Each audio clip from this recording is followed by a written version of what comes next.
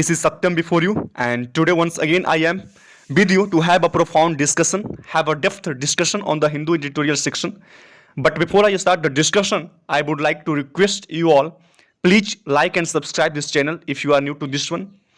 And now, without wasting your time, without any further delay, I'm gonna start the discussion. And for the discussion, it's very imperative to know first of all the title of this very editorial. So first of all, we will move toward the title of this very editorial, and the title of this very editorial is Engage with Caution. What? Engage with Caution on India China disengagement at Gogra Hot Springs. Engage with caution, Bharat को यह बताया जा रहा है कि आप जो China के साथ संबंध बनाने वाले हैं, आप चाइना से जो कुछ भी बातचीत करने वाले हैं, उस सभी बातों में आप जो भी कदम उठाने वाले हैं, सावधानी के साथ कदम उठाएं। उनके साथ जो संलग्न हो, उनके साथ जो इंगेजमेंट हो, वो क्या होनी चाहिए? विथ कॉशन होना चाहिए, सावधानी से होना चाहिए। On India China disengagement at Gogra hot springs. Gogra hot springs का जो रीजन है लद्दाख में, ईस्टर्न लद्दाख में, वहां से सैनिकों का वापसी होना फ्रॉम इंडिया, और ये चीन की तरफ से भी देखा जाए तो दोनों देशों की तरफ से जो सेना की वापसी हुई है, वो उसके बारे में हम लोगों को आज पढ़ना है। आइए देखते हैं। This is hot springs region, यहाँ पे ईस्टर्न लद्दाख के पास हॉट स्प्रिंग रीजन, और इसके बारे में हमको पढ़ना है। पैंगोंग त्सो के बारे में, गलवान वैली के बारे में रीजन दिया हुआ है, दिप्सांग के बारे में रीजन दिया हुआ है, तो इसके बारे में हम लोग को पढ़ना है। आइए हम लोग पैराग्राफ टाइटल की ओर मूव करते हैं, और पैराग्राफ टाइटल के में लिखा हुआ है कि जो लेटेस्ट डिसएंगेजमेंट हुआ along the LAC is a welcome step but the border crisis is not over. मतलब जो रिसेंट में डिसएंगेजमेंट हुआ है, जो सैनिकों का जो वापसी हुआ है रेस्पेक्टिव कंट्री से, इंडिया और चाइना से, तो वो ये क्या है, स्वागत योग्य कदम है, लेकिन इससे जो सीमा संकट की जो समाप्ति है वो नहीं हुआ है। मीन्स जो क्राइसिस है सीमा पे, जो बॉर्डर पे जो क्राइसिस है वो ओवर नहीं हुआ है, वो समाप्त नहीं हुआ है, बट जो डिसएंगेजमेंट हुआ है, जो सैनिकों का जो वापसी हुआ है, वो एक स्वागत कदम योग्य है। This is the paragraph title. आइए हम लोग पैराग्राफ की ओर मूव करते हैं और एक एक पैराग्राफ को हम लोग देखेंगे। India and China on September 13 confirmed. India और चाइना सितंबर 13 को कंफर्म करते हैं, पुष्टि करते हैं किस चीज का? द डिसएंगेजमेंट का, वापसी का, ऑफ देयर ट्रुप्स, अपने अपने ट्रुप्स का, अपने अपने सिपाही का, सैनिकों का। कहां से? तो from the fifth friction point, जो पांचवा फ्रिक्शन पॉइंट है जहां पे हमेशा टकराव होती रहती है, तो जो पांचवा टकराव का जो जगह था इन ईस्टर्न लद्दाख में अलोंग द एलएसी के जगह पे, एलएसी के लाइन जो है उसी के जगह जो टकराव की जो पांचवी जगह है, वहां से सैनिकों की वापसी की पुष्टि की गई है इंडिया और चाइना के द्वारा। With the latest withdrawal of troops, जो वापसी हुआ है, लेटेस्ट विड्रॉल हुआ है ट्रुप्स का from patrolling point PP15, patrolling point PP15 जो Gogra hot spring patrolling area है, ईस्टर्न लद्दाख में है। इन द कहां पे? गोगरा हॉट स्प्रिंग एरिया में buffer zone have now been established by the two sides in 5 locations. Buffer zone का creation हुआ, establishment हुआ है। बफर जोन न्यूट्रल जोन, वहां पे कोई भी देश जो है, आइदर इंडिया और चाइना, कोई भी पेट्रोलिंग वहां पे नहीं करेंगे। तो क्या हुआ है? Buffer zone now have been established, buffer zone का वहां पे एस्टैब्लिशमेंट हुआ है by the two sides in 5 locations. 5 जगहों पे बफर जोन का, दोनों साइड्स के द्वारा बफर जोन का वहां पे एस्टैब्लिशमेंट हुआ है। इंक्लूडिंग किस किस को शामिल करें? In Galwan valley, north and south of Pangong lake के नॉर्थ और साउथ में, and the PP17 in Gogra, और जो पेट्रोलिंग पॉइंट 17A है गोगरा में, वहां पे भी न्यूट्रल जोन जो है, जो बफर जोन का क्रिएशन, एस्टैब्लिशमेंट किया गया है। आगे बढ़ते हैं। द अरेंजमेंट, और ये जो व्यवस्था है, in the 4 earlier established buffer zone have so far helped keep peace over the past 2 years। जो हाल का ये जो बफर जोन बनाया गया, जो अरेंजमेंट बताया गया है, वो क्या है? एस्टेब्लिश्ड 4 बफर जोन, जो पहले से 4 बफर जोन क्रिएटेड था, वो कहीं ना कहीं हैव सो फार हेल्प, अभी तक क्या किया है? मदद किया है। किस चीज में मदद किया है? तो कीप द पीस, शांति बनाए रखने में मदद किया है over the past 2 years, means बीते 2 सालों में जो 4 बफर जोन है, कहीं ना कहीं क्या किया है? ये जो है हेल्प किया है, शांति बनाए रखने में, अमन चैन को कायम रखने में मदद किया है। No patrolling is to be undertaken by either side, ऐसा बताया गया कि कोई भी पेट्रोलिंग जो है उस बफर जोन में, उस न्यूट्रल जोन में नहीं किया जाएगा किसी भी साइड्स के द्वारा, चाहे वो भारत हो, चाहे वो पाकिस्तान, ये चाइना हो, in the buffer zone which have been established on territory claimed by both India और चाइना। और ये जो बफर जोन बनाया गया है एक ऐसे जगह पे बनाया गया है, एक ऐसी जगह पे बनाया गया है जो क्या है, चाहे भारत और चाइना दोनों की दावेदारी है, वहां पे दोनों अपना अपना दावेदारी पेश करते हैं और वैसे ही जगह पे बफर जोन का एस्टैब्लिशमेंट किया गया है। आगे हम लोग मूव करते हैं। द लेटेस्ट डिसएंगेजमेंट केम, जो ये लेटेस्ट डिसएंगेजमेंट आया है, जो सेना का जो वापसी हुआ है LAC के लॉन्ग से, तो जस्ट केम 3 days बिफोर, 3 दिन पहले आता है। Prime minister Narendra Modi and Chinese president Jinping are to attend.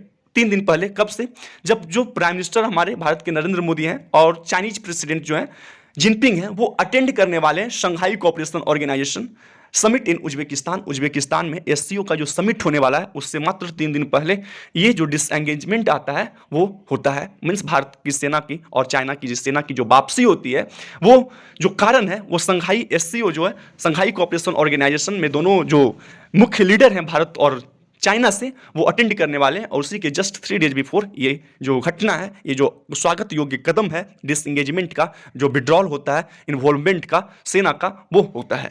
आइए हम लोग फिर आगे बढ़ते हैं। Reflecting the current state of relations, अभी जो करेंट स्टेट है रिलेशंस का, संबंधों का जो करेंट स्थिति है, the two leaders have not directly spoken, दोनों जो लीडर्स हैं भारत के प्रधानमंत्री और जो चाइना के जो प्रेसिडेंट है जिनपिंग, वो दोनों ने डायरेक्ट बातचीत नहीं की है। बीते कितने देर, 2.5 years बीते, 2-2.5 साल से ज़्यादा समय हो चुका है, बट दोनों ने क्या डायरेक्टली बातचीत नहीं की है। And extraordinary situation for the world's 2 most populous countries, और ये एक असाधारण स्थिति है, एक बहुत ही मिजरेबल स्थिति है, दयनीय स्थिति है। अगर देखा जाए ट्रांस बॉर्डर जो है, अगर देखा जाए जो इंटरनेशनल रिलेशंस है, तो उस रिलेशंस में अगर देखा जाए तो बहुत ही एक्स्ट्राऑर्डिनरी सिचुएशन ये क्रिएट हो चुका है for the 2 world's most populous country. Bharat के, इंडिया, पूरे वर्ल्ड के जो 2 सबसे ज़्यादा पॉपुलस कंट्री हैं, तो उन दोनों की जो इंटरनेशनल रिलेशंस हैं, जो बाइलैटरल रिलेशन है, वो बहुत ही क्या है, दयनीय है, बहुत ही क्या है, एक्स्ट्रा ऑर्डिनरी सिचुएशन क्रिएट हो चुका है, एक्स्ट्रा सिनेरियो क्रिएट हो चुका है। Whether they meet at the SCO summit as of September 14, neither side had confirmed or ruled out a meeting.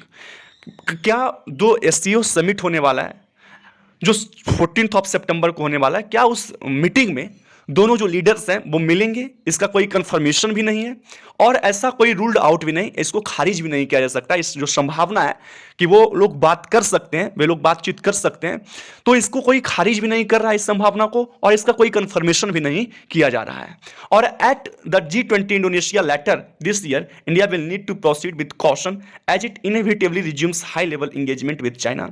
और जो बाद में G20 का समिट होने वाला है इंडोनेशिया में, इंडिया विल नीड, भारत को क्या जरूरत है, भारत को जरूरत है कि वो जो कदम है, जो भी बातचीत वो करें, मीन्स जो भी इस टॉक को करने में, इस डायलॉग को करने में जो भी कदम उठाएं, वो जरूरत है कि इंडिया बहुत ही सावधानी से कदम फूंक फूंक कर आगे बढ़ाएं, क्योंकि इन्हीं मुलाकातों से, जो उच्च लेवल का जो मीटिंग होने वाला है, तो इन्हीं मुलाकातों से क्या होगा, भारत की जो बातचीत है चीन के साथ वो दोबारा से स्टार्ट होगा। वही बोल रहा है कि India will need to proceed, India को जरूरत होगा कि वो प्रोसीड करे, आगे बढ़े, लेकिन सावधानी से कदम को फूंक फूंक कर आगे रखे।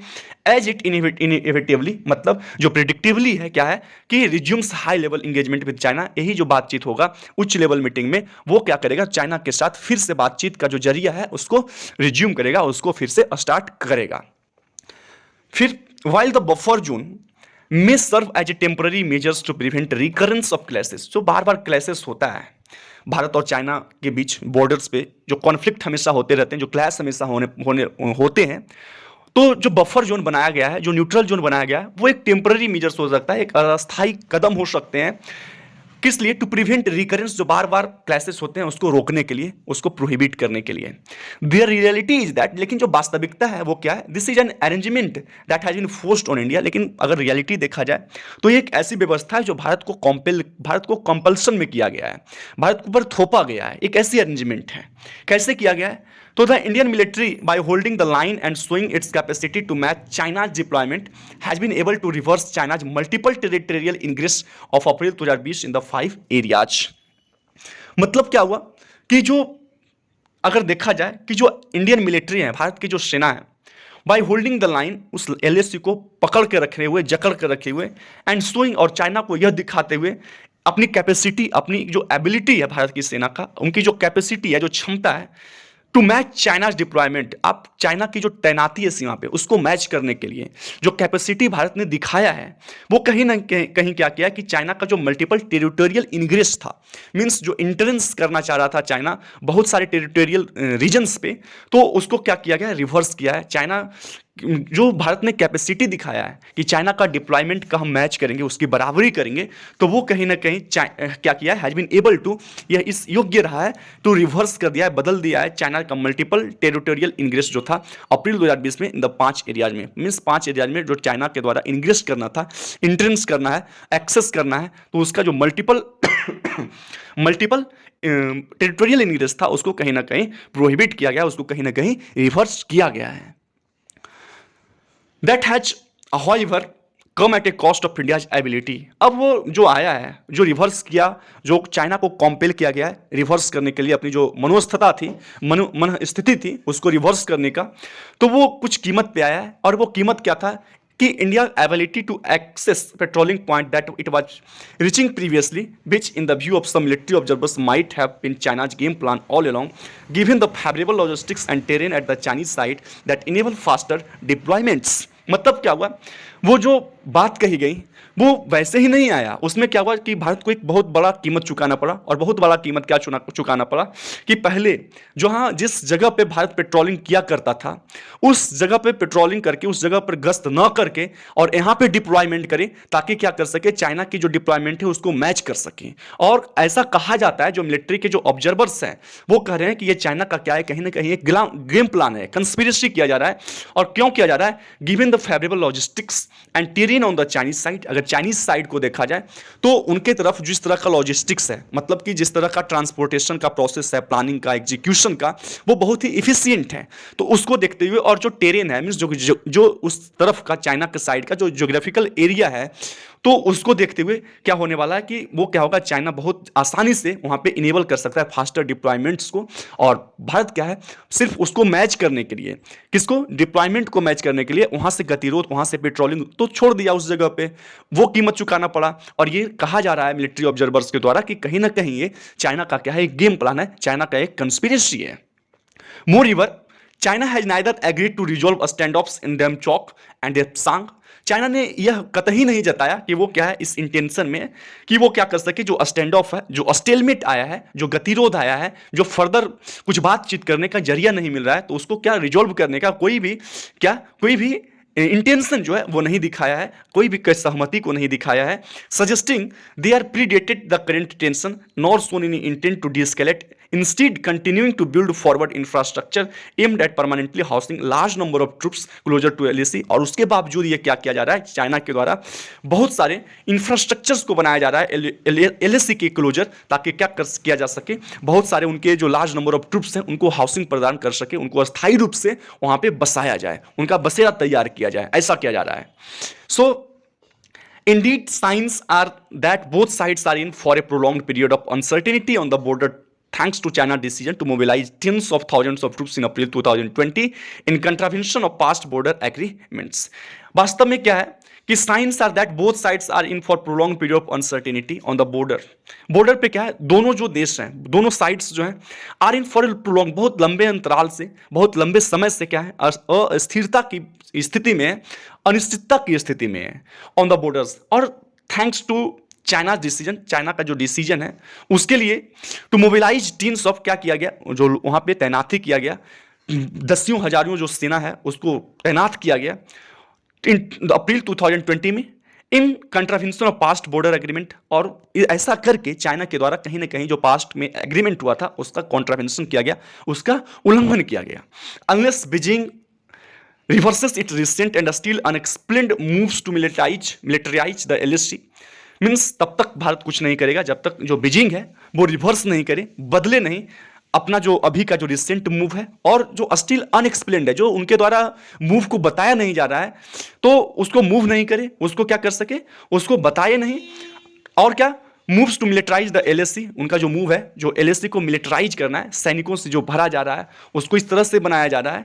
And in the process undo the carefully constructed agreements, और उसको क्या करना है, अंडो करना है। अंडो मीन्स अनटाई करें, जो केयरफुली बहुत सावधानी से पहले एग्रीमेंट को बनाया गया था, अरेंजमेंट को बनाया गया था, व्यवस्था को कंस्ट्रक्ट किया गया था, दैट हेल्प, और वैसी व्यवस्था जो पहले बनाया गया था जो हेल्प किया भारत को मेंटेन पीस फॉर 40 ईयर्स, 40 साल तक भारत में अमन, बॉर्डर्स पे, इंडिया और चाइना के बॉर्डर्स पे 40 सालों तक क्या अमन चैन जो है कायम रखने में मदद किया था। तो वैसे जो कंस्ट्रक्टेड एग्रीमेंट थे, वैसे जो कंस्ट्रक्टेड एग्रीमेंट थे उसको केयरफुली अंडू करना है, उसको अनटाई करना है, फिर से लाना होगा वापस।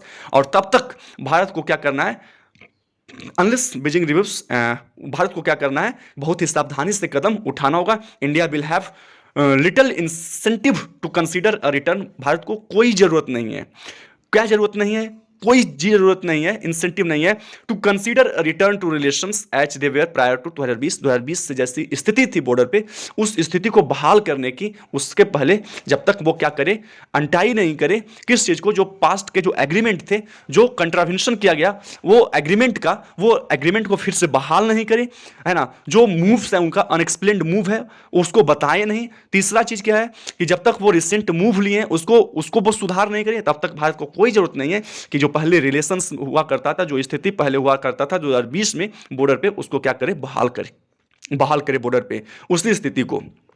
द लेटेस्ट डिसएंगेजमेंट, जो अभी का डिसएंगेजमेंट हुआ है, जो वापसी हुआ है सेना का, वो क्या है, वाइल सर्टेनली अ वेलकम स्टेप, जबकि क्या है, एक सर्टेनली निश्चित तौर पे एक क्या है, स्वागत योग्य कदम है। लोग एक कहीं ना कहीं अच्छे मैसेज को ट्रांसफॉर्म करने वाले हैं, प्रोपेगेट करने वाले हैं।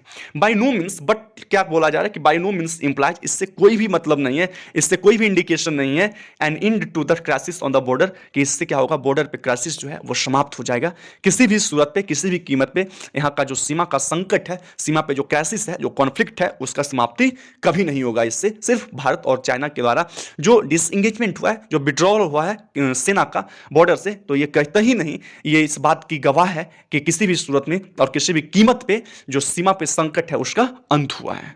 So this is the end of the article, और आशा करते हैं कि आर्टिकल आपको समाप्त समझ में आया होगा। So thank you, have a nice day.